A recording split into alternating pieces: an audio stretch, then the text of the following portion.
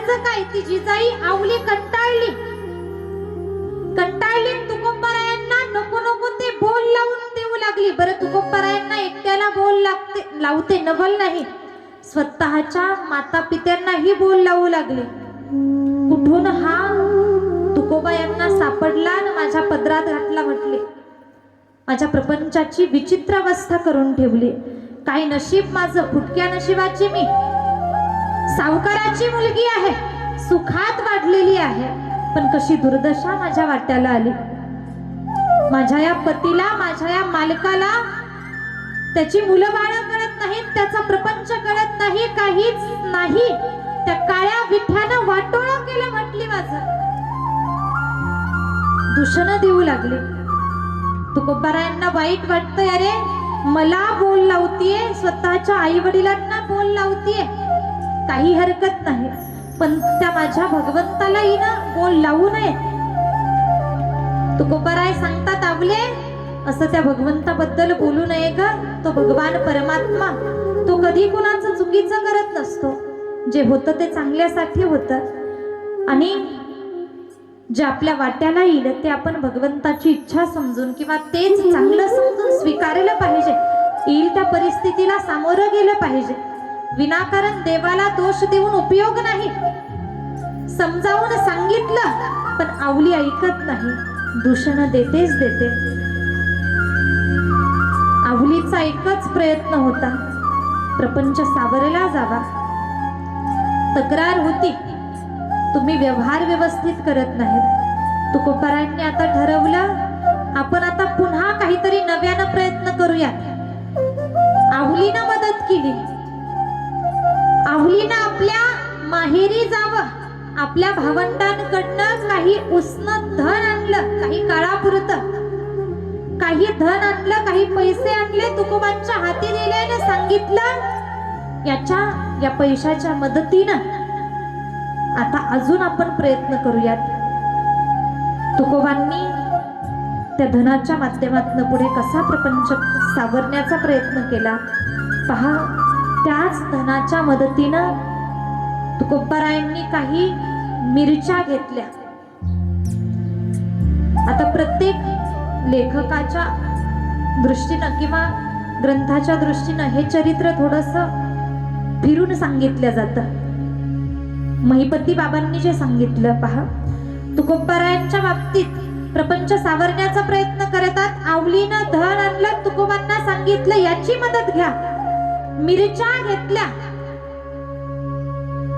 काही गोण्या मिरच्या घेऊन तुकोबाराया आता मिरच्या विकून धन कमावण्याचा प्रयत्न करू लागले.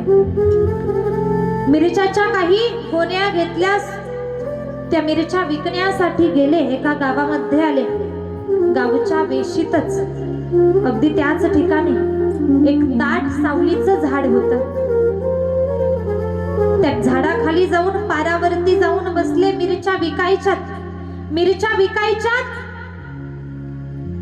तुकोबा वाणी मिरच्या विकण्यासाठी आलेत. आता तुकोबारायांचं नाव अगोदर चांगल्या माध्यमातून चांगला प्रपंच करतो म्हणून त्या ठिकाणी आजूबाजूला झालेलं, आणि नंतर यानं प्रपंचाची वाट लावली म्हणून अपकीर्ती सुद्धा झालेली. मिरच्या विकायला बसले तुकोबाराया. मिरच्या घेण्यासाठी गिऱ्हाईक आलं. तुकोबारायांना बोलू लागले, मिरच्या द्या. पहा आता किलोवरती मोजमाप करायचं. तर तुकोबारायांना वाटू लागलं, आता आपण मिरच्या मोजत बसलो तर भजनामध्ये खंड पडेल. तुकोबाराया म्हटले, तुम्हाला जेवढ्या पाहिजे तुमच्या हातानं मोजून घेऊन जा, तुमच्या हातानं मोजून घेऊन जा. एक जण आला, स्वतःच्या हातानं पाहिजे तेवढ्या मिरच्या घेतल्या, मोजल्या, घेऊन गेला, पैसे समोर मांडून गेला. पण प्रत्येक जण प्रामाणिक नसतो. 100 जवळजवळ 90 जण अगदी अप्रामाणिक असतात. मोजकेच माणसं प्रामाणिकपणे जगतात, वागतात, इमानदारीने राहतात. खरी माणसं लवकर सापडत नाहीत. प्रत्येक जण प्रामाणिक राहत नाही. तुकोबारायांनी सांगितलं तुमच्या हातानं मोजून घेऊन जा, पैसे समोर मांडा. भावही करत नाहीत तुकोबाराया. आता त्या गावात बातमी पोहोचली, अरे तुकोबा नावाचा एक वाणी गावात आलाय मिरच्या विकण्यासाठी. स्वतःच्या हातानं मोजून मिरच्या घेऊन जा म्हणतो. त्यानंतर एक दोघी महिला आल्या, त्यांनी स्वतःच्या हातानं मिरच्या मोजायला सुरुवात केली. तुकोबा काही लक्ष देत नाही, हा वाणी याला तर काही कळत नाही. म्हणून त्या एक दोघी महिलांनी, त्या स्त्रियांनी पाहिजे तेवढ्या माप तर घेतलं ना, अजून जास्तीच्या डबल पटीनं मिरच्या तशाच घेऊन गेल्या. त्यांना वाटलं तुकोबा काही बोलतात की काय, काही बोलतात की काय. अजून कोणीतरी आला, सांगू लागला त्यांनी तशाच मिरच्या नेल्या. तुकोबा म्हटले, अरे त्यांनी मिरच्या नेल्या, मग तक्रार नको करू, तुला न्यायच्यात ना, बिनधास्त घेऊन जा म्हटले. एकच बातमी झाली, तो तुकोबा नावाचा वाणी मापही करत नाही, पैसे द्या म्हणून सक्तीही करत नाही, पैसे सुद्धा मागत नाही, पाहिजे तेवढ्या मिरच्या घेऊन जा म्हणतो. सगळे अनेको त्या ठिकाणी गर्दीच गर्दी, अनेको जण आले. मिरच्या पाहिजे तेवढ्या मिरच्या घेऊन जातात, गर्दीच गर्दी. पहा, फुकटचं असल्यावर गर्दी होते. अनेको जण येतात, तुकोबा त्याच्याकडे पाहतही नाहीत, कोण आलंय, कोण मिरच्या नेतय, कोण काय करतय. भजनातला आनंद घेतात, भजन करतात. अनेको जण आले, मिरच्या घेऊन गेले. मिरच्या संपत आल्या, शेवटची एक गोणी उरली. त्याच गावातला एक कपटी लबाड व्यक्ती आला. लबाड व्यक्ती आला, त्यानं सांगितलं, तुकोबाराया ऐका, म्हटला मी एक काम करतो, ही गोणी अशीच घेऊन जातो. मी रस्त्यानं जात होतो, तुम्ही मिरच्या विकताना या ठिकाणी लोक मिरच्या घेताना दिसले, पैसे आणायचे विसरून गेलो. मी मिरच्याची अख्खी गोणी मला घ्यायची आहे, म्हटलं पूर्ण गोणी न्यायची आहे. मी गोणी घेऊन जातो आणि गोणी घरी ठेवून मग तुम्हाला पैसे आणून देतो. लबाड होता. तुकोबाराया म्हटले, हा जा घेऊन, नंतर पैसे आणून दे. गोणी घेऊन गेला, पुन्हा परत आलाच नाही. तुकोबाराय तर भजन करतच आहेत, भजनामध्ये तल्लीन आहेत. तुकोबारायांना काही वाटत नाही, पण जगाच्या मालकाला हे सहन झालं नाही. छळ केला लोकांनी तुकोबारायांसोबत. त्या भगवंतानं पुन्हा एका सामान्य व्यक्तीचं रूप धारण केलं आणि जगाचा मालक आला. सामान्य व्यक्तीचं रूप धारण करून भगवान परमात्मा आले, तुकोबारायांकडे नाही गेले. ज्यांनी ज्यांनी तुकोबाच्या मिरच्या फुकट नेल्या होत्या त्यांच्या घरी गेले भगवान.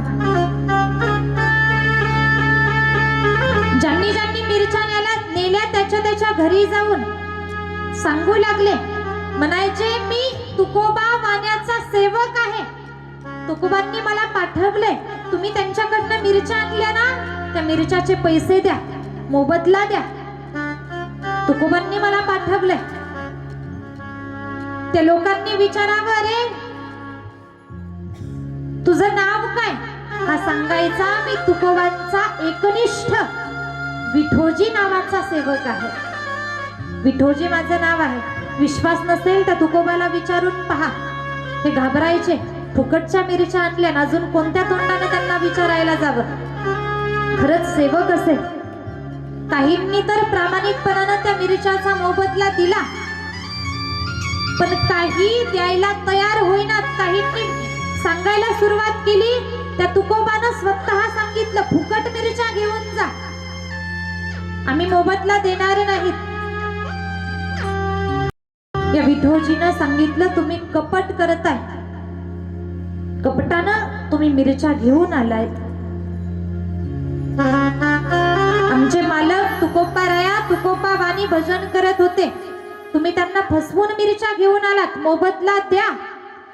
आणि शेवटी सगळ्यांकडून मोबदला धन पैसा काढत काढत इथं गंमत अशी होती, हा जो विठोजी होता, विठोजी काय करायचा, कुणाकडं किती मिरच्या आहेत यांनी काही मोजून आणलेल्या नव्हत्या, पण तो जगाचा मालक आहे.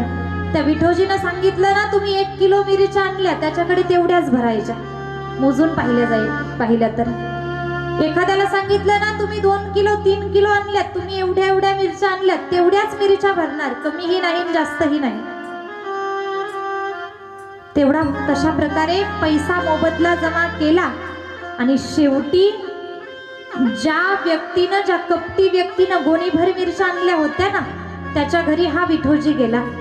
त्याला सांगितलं, अरे तू कपटानं माझ्या मालकाला फसवून खोटं बोलून मिरच्याची अख्खी गोणीच आणली, त्या गोणीचा मोबदला काढ,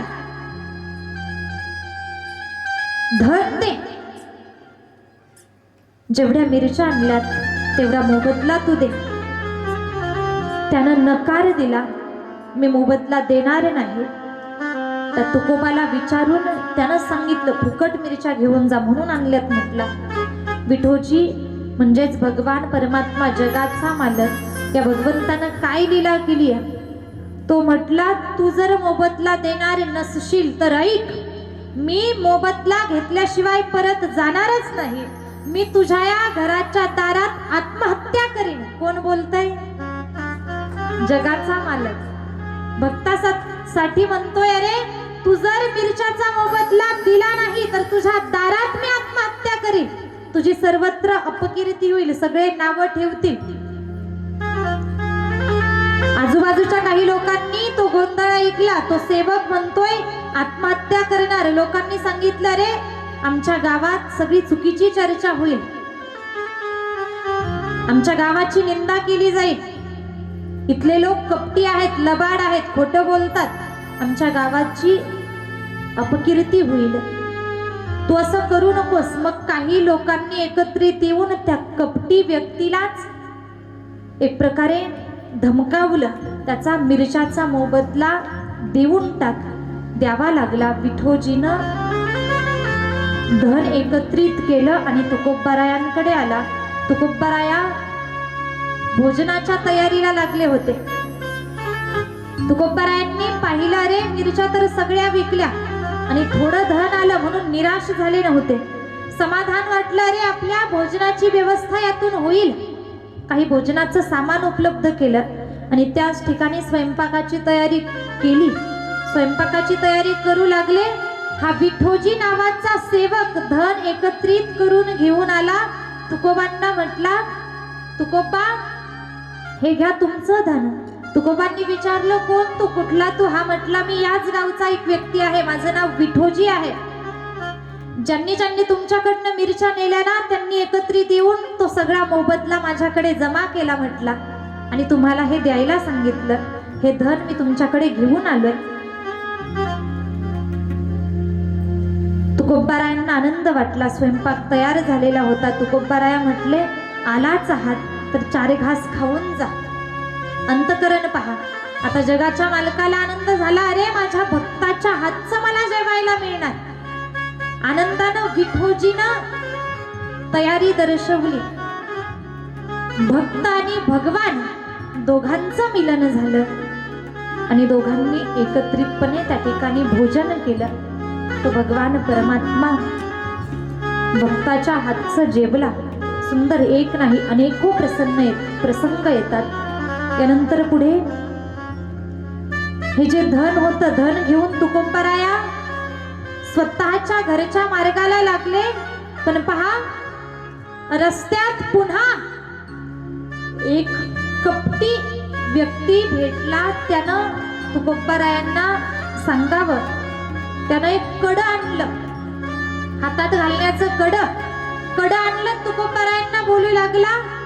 त्या कड्याला आतून पितळ होतं पण बाहेरून सोन्याची पॉलिश केलेली होती. पहा, त्यानं सांगितलं, हे सोन्याचं कडं आहे, मला हे विकायचंय, तुम्ही एवढं कडं घ्या आणि मला धन द्या. याच्या बदल्यात मला धन द्या, पैसा द्या, मला धनाची गरज आहे. हे कडं मला विकायचंय. खोटेपणा केला. तुकोबांचा साधेपणा माहिती होता आणि आपल्याकडनं तुकोबा सहज फसले जातील म्हणून त्या व्यक्तीनं असं करावं. पितळाचं कडं आहे, फक्त सोन्याची वरून पॉलिश आहे. सांगितलं हे पूर्ण सोन्याचं कडं आहे, मला याच्या बदल्यात धन द्या. तुकोबाराय म्हटले एवढं धन माझ्याकडे नाहीये, एवढं धन मी देऊ शकत नाही. हे सोन्याचं कडं तर फार मोठं दिसतंय. त्या व्यक्तीनं सांगितलं, म्हटले मला तुमच्यावर विश्वास आहे, तुम्ही प्रामाणिक आहात, इमानदार आहात, माहिती आहे. एक काम करा म्हटले, तुम्ही हे कडं घेऊन घरी जा, तुमच्याकडे जेवढं धन आहे ना तेवढंच मला द्या. घरी जा, मग नंतर मला उरलेलं धन आणून द्या. तुकोबारायांच्या लक्षात आले नाही हा व्यक्ती आपल्याला फसवतोय. तुकोबारायांनी ते कडं स्वतःकडे घेतलं. तुकोबारायांना वाटलं हे कडं मोठं आहे, आपण जाऊ, काहीतरी मदत होईल व्यवहारामध्ये, मग नंतर याचं धन याला परत देता येईल. कडं घेतलं, आहे तेवढं पैशाचं गाठोडं त्या व्यक्तीच्या हातात दिलं. तो व्यक्ती तर ते गाठोडं घेऊन निघून गेला. तुकोबाराया ते कडं घेऊनच अगदी सोनाराकडे जातात. पाहिलं तर ते व्यापारी, ते सोनार तुकोबारायांना हसू लागले. का तर हे सोन्याचं कडं नसून पितळाचं, अन्य धातूचं कडं आहे. हसू लागले, फसवलं या तुकोबाला. आणि पाहता पाहता ही बातमी आवलीच्या कानावरती पोहोचली. ही आवली पुन्हा तुकोबारायांना शिव्या शाप देऊ लागली. पुन्हा त्या विठ्ठलाला चुकीची वचनं बोलू लागली. पुन्हा पुन्हा म्हणू लागली, माझा परिवार, माझं कुटुंब, माझी मुलं बाळ रस्त्यावर आणली या काळ्या विठ्यानं, या काळतोंड्यानं माझं वाटोळं केलं म्हणू लागली. पण भगवंताला तेही गोड वाटायचं. भक्ताच्या शिव्या सुद्धा देवाला आवडतात. गोड वाटायचं तेही. आणि एक प्रसंग समोर येतो, जो प्रसंग आपल्या सर्वांना माहिती आहे. ही आवली जरी भगवंताला शिव्या द्यायची तरी सुद्धा पहा, ती आवली एका भगवत भक्ताची पत्नी होती, एका भगवत भक्ताची अर्धांगिनी होती. तुकोबारायांची पत्नी जिजाबाई, ती आवली जरी काहीही बोलून तोंडसूक घेत असली तरी सुद्धा कुठेतरी तिच्या अंतःकरणात अनेकदा विठोबाबद्दल प्रेम जागं व्हायचं. तुकोबारायांची कधीतरी वाणी ऐकून अंतःकरणात भगवंताबद्दल प्रेम निर्माण व्हायचं. कधीतरी सेवाही घडायची, पण देवाची सेवा घडण्यापेक्षा तिच्या हातून सर्वात श्रेष्ठ मोठं काय घडत होतं तर देवाच्या भक्ताची सेवा घडत होती. आणि म्हणून ती आवली, तिचे ते अपशब्द सुद्धा देवाला गोड वाटायचे.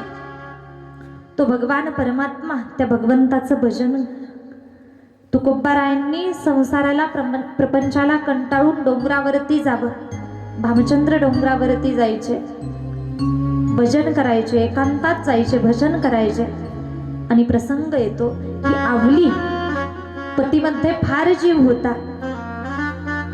माझे पती डोंगरावर जाऊन भजन करतात, कामाची अपेक्षा तिनं आता तर सोडून दिली, आता माझे पती उपवाशी राहू नयेत म्हणून भाकरी घेऊन जायची, शिदोरी घेऊन जायचे. आणि सुंदर प्रसंग आपल्याला ऐकायचा आहे. त्या भगवंताने कशी लीला केली आहे पाहायचंय आपल्याला.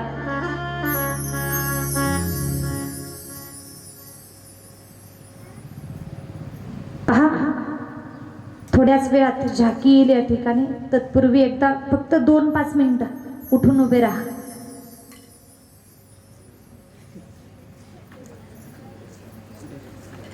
हा, एक 5 मिनिट सुंदर भजन होईल आणि मग नंतर आपल्याला झाकीच्या माध्यमातून सुंदर गोड प्रसंग ऐकायचा आहे.